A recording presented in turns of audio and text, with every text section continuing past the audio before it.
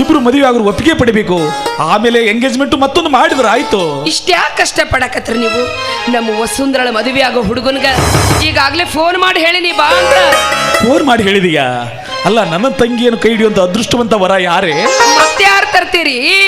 ನನ್ನ ತಮ್ಮ ಮೃತ್ಯುಂಜಯ. ನನ್ನ ತಮ್ಮಗ ವಸುಂಧರಳ ತಗೋಬೇಕು ಅಂತ ಈಗಾಗ್ಲೇ ನಾನು ತೀರ್ಮಾನ ಮಾಡಿಬಿಟ್ಟಿದ್ದೀನಿ. ಮಾಡಿಸಿದೀಯಾ? ಯಾರಿಗೆ ತೀರ್ಮಾನಿಸಿದೀಯಾ? ನನ್ನ ಮಾತು ಕೇಳಿದೀಯಾ? ಇಲ್ಲವಲ್ಲ, ಏನು ಮದುವೆ ಆಗಲು ಒಪ್ಪಿಗೆ ಪಡೆದಿದೀಯಾ? ಹಾಗಿದ್ಮೇಲೆ ನೀನು ಒಬ್ಬಳೇ ತೀರ್ಮಾನಿಸಿದೀಯಾ? ನಿನ್ನ ತಮ್ಮ ಹೆತ್ತನೊಂದಿಗೆ ಇಡೀ ಊರಿಗೆ ಗೊತ್ತು. ಬಂಡದೊಂದಿಗೆ ಕೂಡಿ ಗುಂಡಾಗಿರಿ ಮಾಡ್ತಾರೆ ಉಡಾವರಿಗೆ. ಗಿಣಿಯಾಗಿ ಸಾಕಿರುವ ನನ್ನ ತಂಗಿರು ಕುಡುದ ಬೇಡ ಪದ್ಮ, ಬೇಡ. ಗಿಡಗರ ಕೈಯಾಗ ಗುಬ್ಬಿ ಮರಿ ಕುಡಿದು ಬೇಡ. ಹೌದು ಅದಕ್ಕೆ ಇದೊಂದು ವಿಷಯದಲ್ಲಿ ಒತ್ತಾಯಿಸ್ಬೇಡಿ. ನನ್ನ ಮದುವೆ ಯಾರ ಜೊತೆ ಆಗ್ಬೇಕು ಅನ್ನೋದನ್ನ ನಾನು ಸ್ವತಂತ್ರಕ್ಕೆ ಬಿಟ್ಟು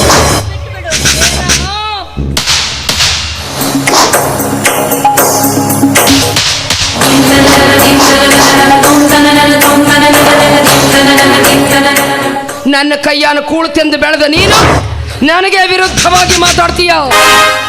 ಇದೆಲ್ಲ ನನ್ನ ಮುಂದೆ ನಡೆಯಂಗಿಲ್ಲ.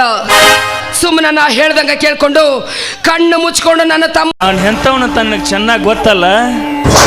ದಂಡಂ ದಶಗುಣಂ ಮಾಮಾಸ್ರೇ, ಇವಳನ್ನ ನಾನು ಮದುವೆ ಆಗಕ್ಕೆ ಯಾವನ್ನಾದ್ರೂ ಅಡ್ಡಿ ಆಗಿದ್ದೆ ಆದ್ರೆ ಅವನು ಎದೆ ಸೀಳಿ ಆದ್ರೂ ಇವಳನ್ನ ಹೊತ್ಕೊಂಡು ಹೋಗ್ತಾನೆ. ಯಾಕಂದ್ರೆ ಇದು ಬದಲಾಗೋ ಕ್ಯಾರೆಕ್ಟರ್ ಅಲ್ಲ.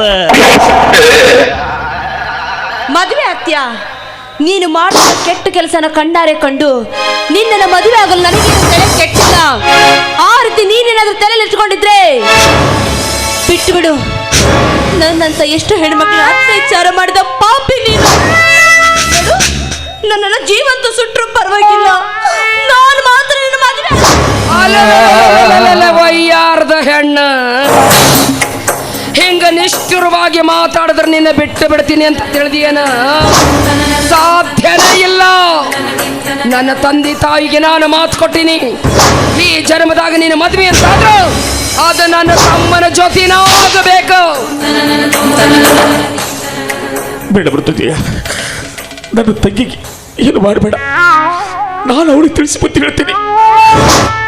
ಅಮ್ಮ ವಸುಂಧರಾ, ದಯವಿಟ್ಟು ಈ ನಿನ್ನ ಅತ್ತಿಗೆ ಮಾತು ಕೇಳಮ್ಮ.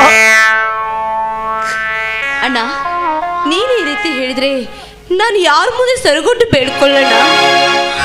ಅಣ್ಣ, ನಾನೇನಾದ್ರೂ ಈ ಪಾಪಿನ ಮದುವೆ ಆದ್ರೆ